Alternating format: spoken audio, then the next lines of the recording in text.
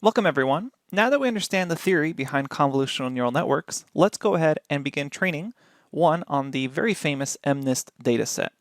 In part one of this series of lectures, we're going to focus on just reading in the data and also making sure that we understand the one-hot encoding of the labels. Let's get started.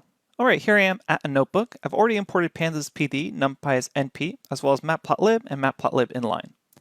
To load up the MNIST dataset, it's actually built into Keras, so we can say from TensorFlow.keras.datasets, go ahead and import MNIST. And then what we're going to be able to do is actually load in the data. So MNIST now has a load data method call, and essentially what this does is just loads the MNIST dataset for us.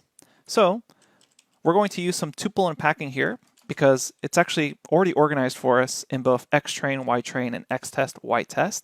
We don't need to do any splits ourselves.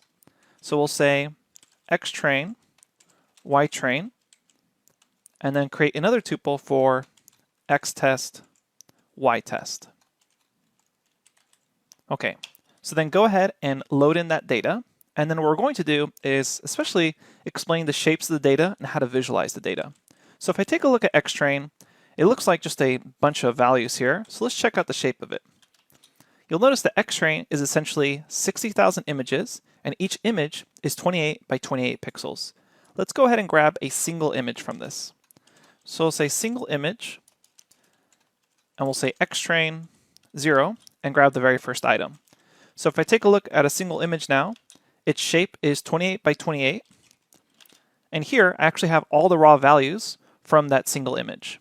So, luckily, if I have a two-dimensional image, matplotlib has something called imshow, which can display these two-dimensional array objects. So we say plt.imshow, and I get back what is essentially the number 5. Now, keep in mind that the MNIST dataset is grayscale, so it only goes from 0 to the max value of 255. So somewhere around here we can see kind of these lighter points or darker points are labeled 255 or close to it. Something that sometimes confuses students is they see back a color image here and they're wondering, hey, I thought this data set was in grayscale. Why do I see purples and yellows, etc.?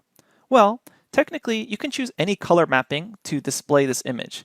And if you recall from our data visualization crash course, we talked about the color maps that are available in matplotlib. The default one is this Viridis one that goes from purple to blue to green to yellow.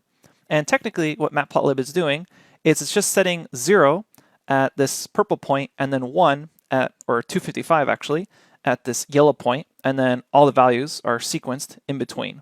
And you could replace this with any color mapping you wanted to. And you could come down here and replace it with grays, or replace it with kind of a black to white. So there's gray, which is black to white, or grays, which is kind of confusing because this one is with an E, and then it goes from white to black. So technically, you could display this in any sort of color mapping you want.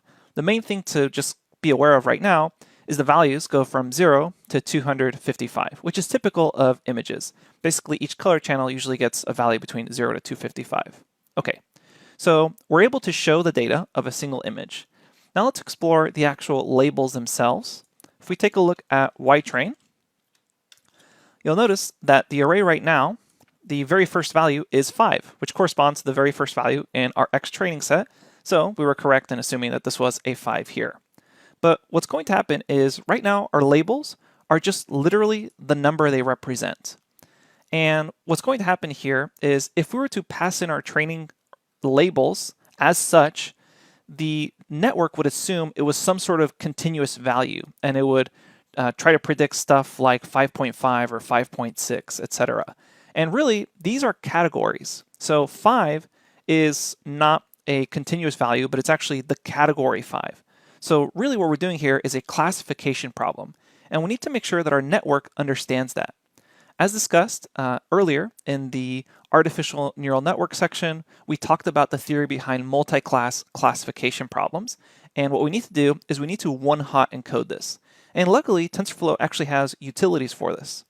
We can say from TensorFlow.keras.utils import to categorical.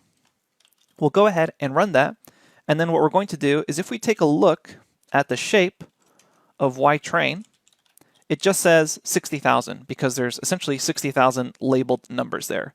What we need to do is we need to transform this to one-hot encoding so that each of these numbers ends up one-hot encoding to represent a category.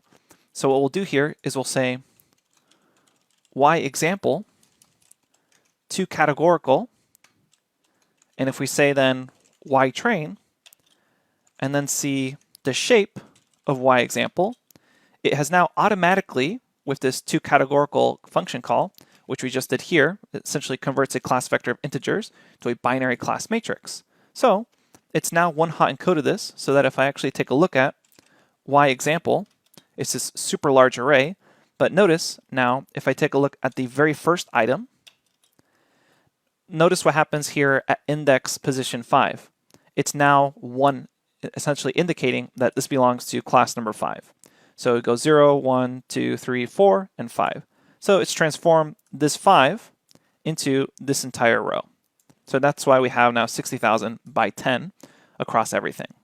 So what we're going to do is we'll convert both the test labels and the training labels into categorical labels. So we'll say ycat test is equal to toCategorical ytest. Now if you do shift tab here, you'll notice another possible parameter we can pass in is the number of classes.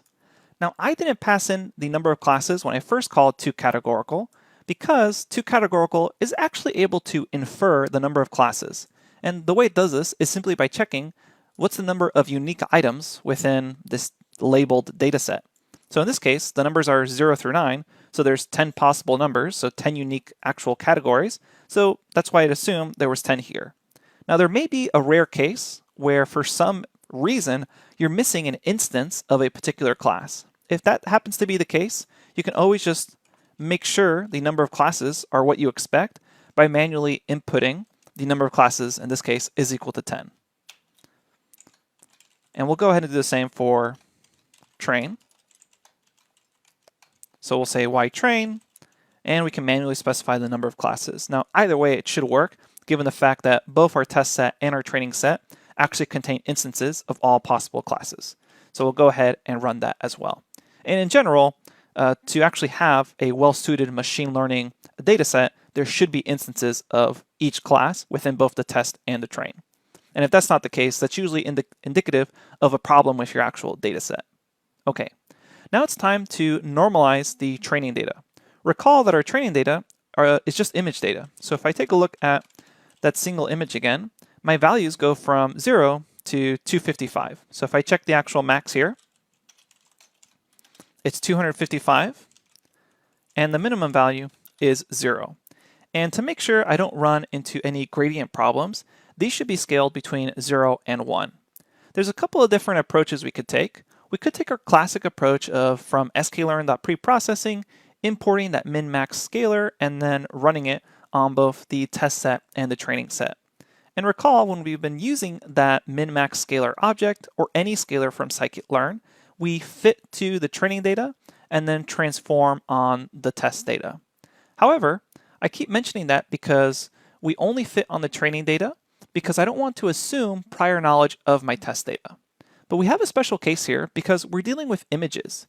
And I can make the assumption that the future images that I'm going to feed into this model that it hasn't seen yet should be scaled as just normal images that go from the range of 0 to 255. So an easy way to just instantly keep all the values between 0 and 1 is to simply say xtrain is equal to xtrain divided by 255.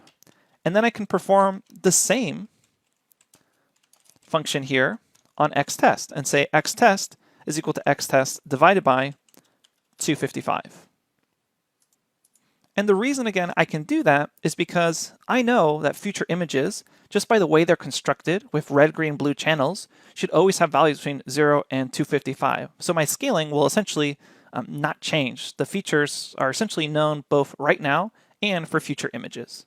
And now if I take a look at a scaled image, so let's go ahead and say scaled image is equal to xtrain at 0. Take a look at the scaled image now, and now you'll notice all the values essentially go from 0 up to 1. and that's going to work much better with our actual network. And if we take a look at the max value, it's 1 now. And keep in mind that if you say plt imshow, since the ratio of everything is still the same, the scaled image should look pretty much exactly the same before. Okay, so the last step for our data processing is to reshape the data. Right now, if we take a look at the shape of our training data, it's 60,000 by 28 by 28.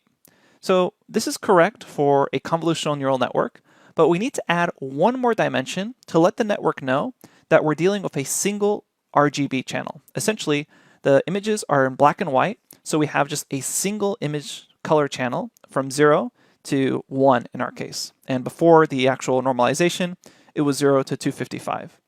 In the next series of lectures, when we deal with color images, we'll make sure to specify this as a dimension of 3, one for red, one for green, and one for blue.